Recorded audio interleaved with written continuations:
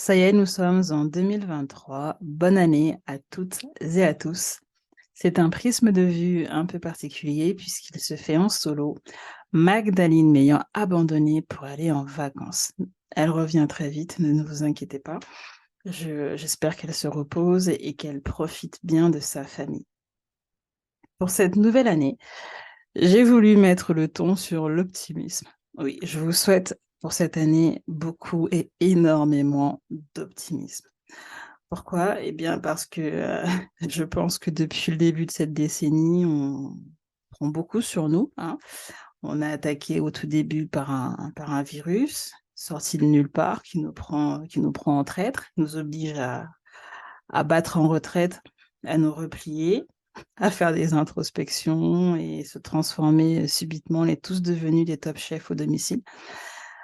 S'ensuit par ça une espèce de montée inflationniste. Donc, on a attaqué par l'inflation et puis une légère crise économique en sourdine. Et puis en 2022, la guerre. Une guerre qui nous touche partout, même si elle n'est pas mondiale parce qu'elle est en Europe, elle est un peu, elle touche tout le monde sur ce globe parce qu'elle renforce tout simplement l'inflation. Donc, on a besoin d'optimisme. Et en tant qu'optimiste convaincu et idéaliste, d'après mon signe astrologique apparemment, je suis obligée de continuer à insuffler de l'optimisme et à, à le prêcher tel un pasteur évangéliste parce qu'on n'a vraiment pas le choix. Sinon, on sombre et on finit par réaliser toutes ces prophéties qu'on lit dans les journaux, à savoir cette société qui s'effondre, qui ne sait pas comment s'effondrer, et cette nouvelle société qui a du mal à accoucher. Donc en 2023, je vous souhaite optimisme, confiance, simplicité, exigence, combativité et leadership. Parce qu'on en a vraiment besoin. Sinon, on va vraiment prendre le mur là pour le coup et ça va être terrible. Donc si comme moi, au soir du 31 à minuit, vous avez eu ce léger goût amer en vous disant oh là là, qu'est-ce qu'on va avoir droit cette année comme ça?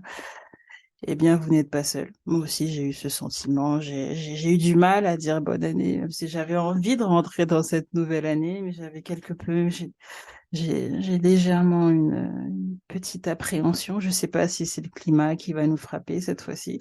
On ne sait plus, hein, on ne sait plus par quelle sauce on va être mangé. Mais malgré tout ça, on se doit de garder confiance et optimisme.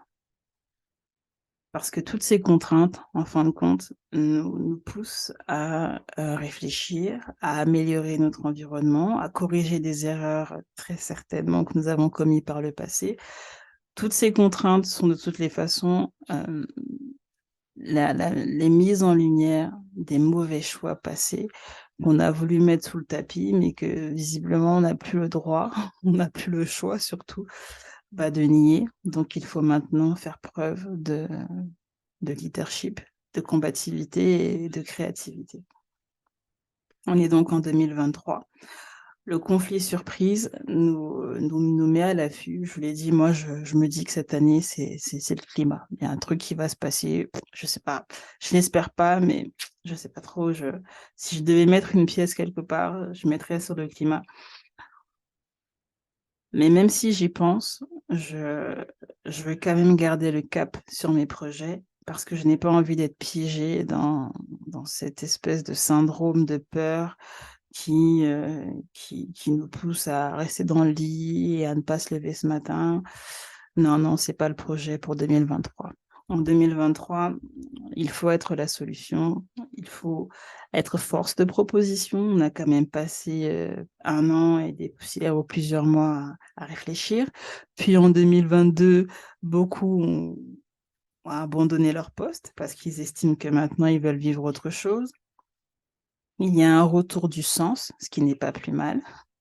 Il y a eu une perte de sens à un moment donné. Peut-être que maintenant, en 2023, on va avoir des projets qui vont être plus axés et plus orientés sur le respect de notre environnement social, humain et terrestre. Qui sait, il faut l'espérer. En 2023, il faut donc construire. On a pris 2-3 ans dans le nez à réfléchir. Maintenant, il faut proposer des organisations nouvelles. Car c'est maintenant, et pas dans 10 ans, que les choses se dessinent.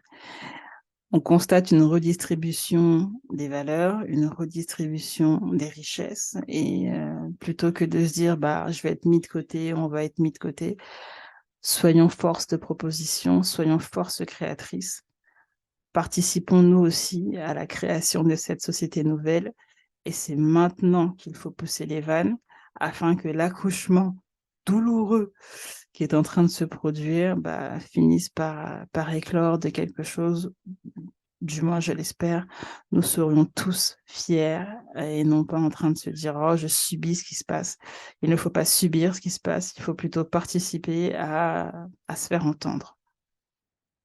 Je vous souhaite donc d'aborder l'année avec du courage, de la confiance, car aucune société ne s'est bâtie sans douleur.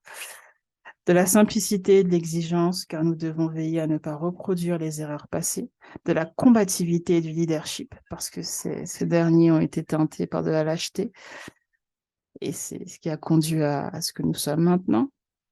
En 2023, entre 2 relances de factures et un entretien d'embauche raté, il faudra bel et bien prendre des initiatives, participer à des forums, échanger.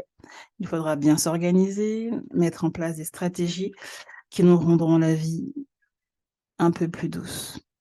Car c'est maintenant que se dessinent les 30 prochaines années et je suis sûre que vous n'avez pas envie d'être mis de côté. En 2023, plus qu'en 2020, 2021 et 2022, nous sommes ceux qui tenons la plume.